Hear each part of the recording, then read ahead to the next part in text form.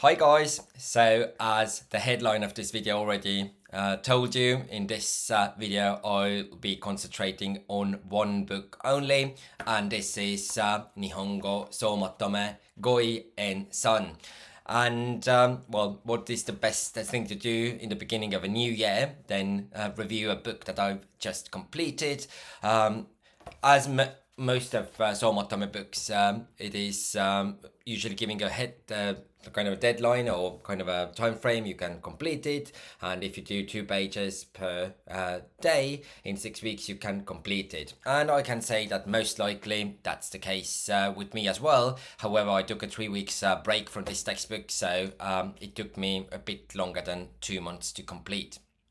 And in this video, in the beginning, I'm going to cover the outlay of this textbook, and then in the second part I am going to talk about my general opinion about this textbook, how to use it, when to use it, and some pros and cons will be already covered also in the outlay, but also afterwards. So I will add maybe those timestamps as well. There are not going to be so many sections, but let's get going.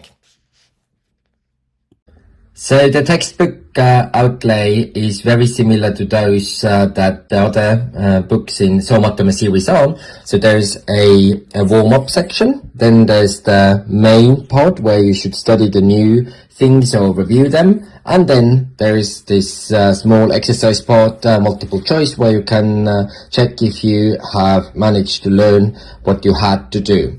And as we can see in this chapter, this textbook is divided into 6 weeks. Each week has its own topic. For instance, the third week, Dai Sanshu, has a topic of Kyujitsu Tanoshimimashou, which means, of course, let's have some fun over the days off. And the main topic of this chapter is Osake o nomimashou, which is quite interesting that Japanese in other textbook as well are talking about going out and having alcohol, which I have never come up with other languages that I've studied. So in the warm-up exercise you are asked that oto ya hito no oto ga okute sawagashii. So what is the synonym of this situation, or sawagashii, or noisy? And you have two options to choose from, nigiyakashi and souzoshi. And if you don't know, you can just guess, and if you know, you know that souzoshi is the correct one, and in the bottom of the next page you can see the correct answer. Then you have a list of usually just words, sometimes small phrases, and sometimes also sentence patterns where you can put those words in.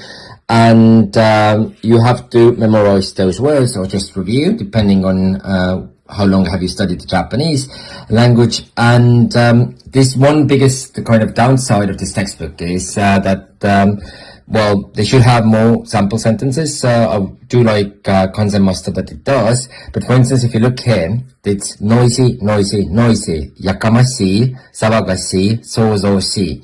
And knowing Japanese that it's contextual language means that they might be, in some cases, those all three words, they can be interchangeable. However, most likely, certain times it is not the case. And just going online, looking up all those words, looking up the difference between those words is so time consuming, and that's the reason I bought this textbook. And I would have hoped that all those nuances are explained, and I hope that in the future, when textbooks are created, they will deal with this issue. And then the multiple choice questions, and on the next page, as it says, like kotae wa page 59, you can check if you got it right. I got 7 points out of 8. So what do I make of this book? So I do like that this book is minuscule, so in a way you don't need much time to cover it. All the chapters are usually doable in one day.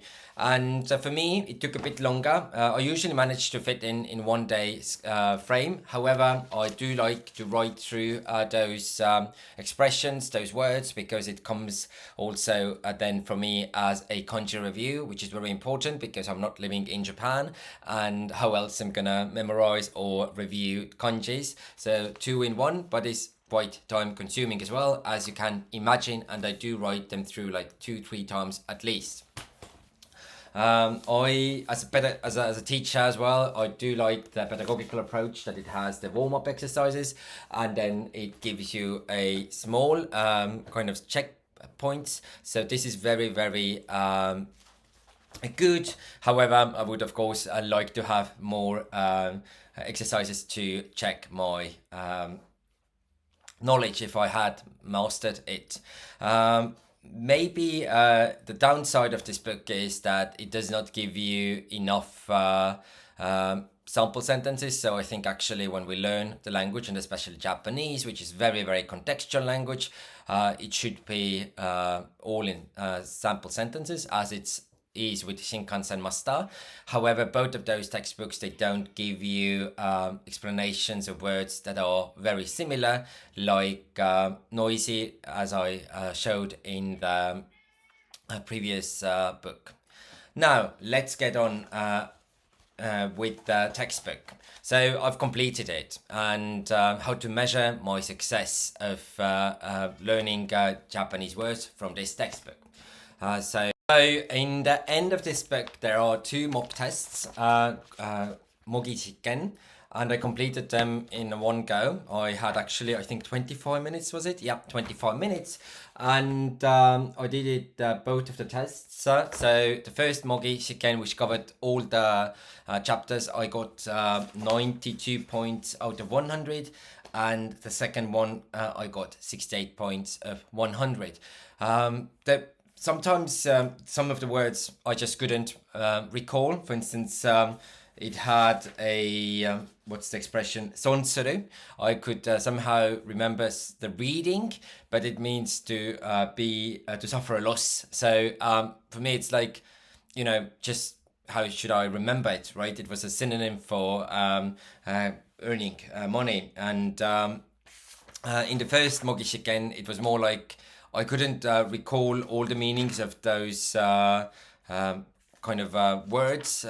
So I knew them, I mean, in a way that I managed to guess the right meaning, because I could retrace it from my brain, but I knew that if I had to use it actively in a speech, I would be at a loss, because those words are not embedded in my memory. So it comes out that this textbook is a good one to use to recall, review your vocabulary. However, it shows as well it's so important to read Japanese, to listen to Japanese podcasts, movies, whatever you do in terms of Japanese, to make it more diverse, the study experience. So you would start hearing those learned phrases, those learned words in different settings, and in just this way you can really kind of work your way up to knowing all those words that are in this textbook.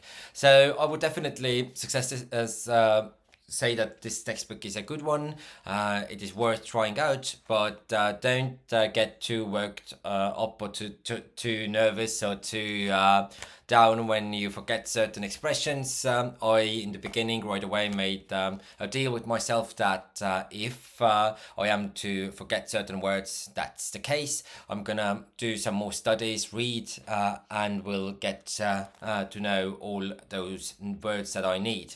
So yes, at the moment, I think like Matome and Shinkansen Master are quite at the same line. Maybe Shinkansen Master is a bit better for me, for in the case that it has those sample sentences.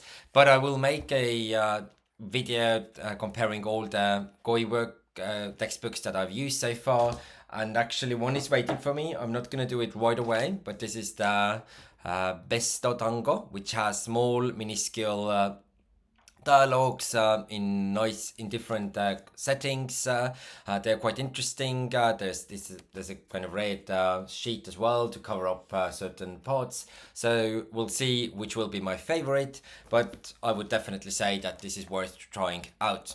So see you at my next video. Have a nice weekend. Bye bye.